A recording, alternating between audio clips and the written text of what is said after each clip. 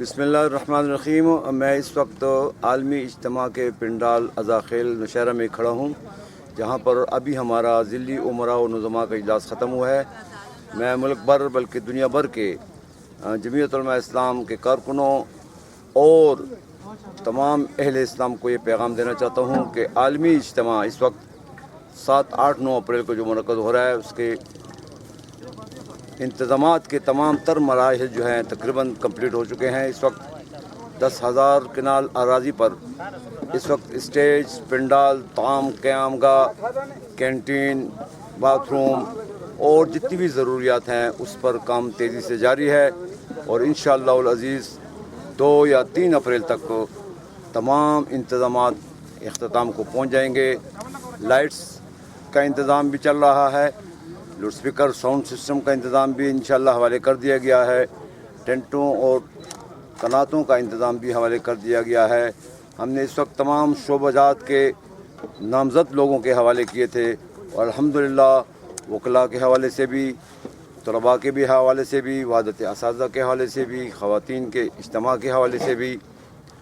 اور ڈاکٹرز کے حوالے سے بھی، میڈیا کے حوالے سے بھی، اور جتنے بھی شعبہ جات ہیں ان تمام حوالوں سے اطمینان بخش رپورٹوں کے بعد ہم اس نتیجے پر پہنچے ہیں کہ انشاءاللہ العزیز 7، 8، 9 اپریل کو جو ہونے والا اجتماع ہے،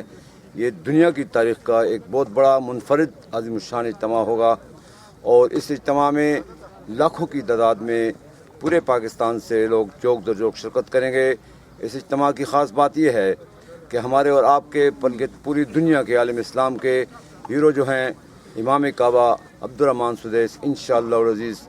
جمعے کا خطبہ بھی یہاں پر دیں گے، اور انشاءاللہ ہمارے ساتھ 7، 8، 9 کو یہیں پہ قیام ہوگا ان کا۔ اور ہم نے تمام سیاسی جماعتوں اور مذہبی جماعتوں کو بھی اس کی دعوت دی ہوئی ہے، ان کی طرف سے بھی ہمیں گرین سگنل مل گیا ہے، وہ بھی آئیں گے۔ وزیر اعظم پاکستان، صدر پاکستان،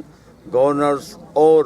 وزرائے اعلیٰ اور وزراء اور سیاسی جماعتوں کے قائدین ہیں، ان تک باقاعدہ دعوت نامے ارسال کر دیے گئے ہیں، اور میں سمجھتا ہوں کہ یہ تاریخ کا ایک بہت بڑا اجتماع ہوگا، جس میں امت مسلمہ کی یکجہتی کا اعلان ہوگا، جس میں مظلوم قوتوں کے ساتھ آواز اٹھا کر، مظلوم قوتوں کے لیے ہم آواز اٹھا کر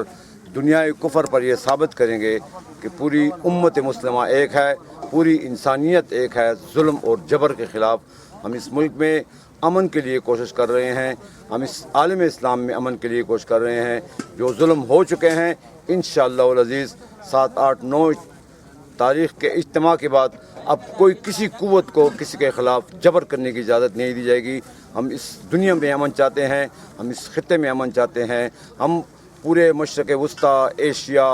اور جتنے بھی بین الاقوام ہیں تمام علاقوں میں امن کے لیے کوشاں ہیں، اور انشاءاللہ امن ہی ہمارے راستے کھولے گا، اور ہم ترقی کی طرف بڑھ رہے ہیں۔ اور سی پیک کا جو معاہدہ ہے اس وقت پاکستان اور چین کا، اس کے دفاع کا بھی ہم عزم کریں گے، اور پاکستان کے خلاف جو قوتیں سازشیں کر رہی ہیں یہ اجتماع ان سازشوں کو زمین بوس کرے گا، اور میں سمجھتا ہوں کہ پاکستان کی تاریخ کا یہ بڑا اجتماع،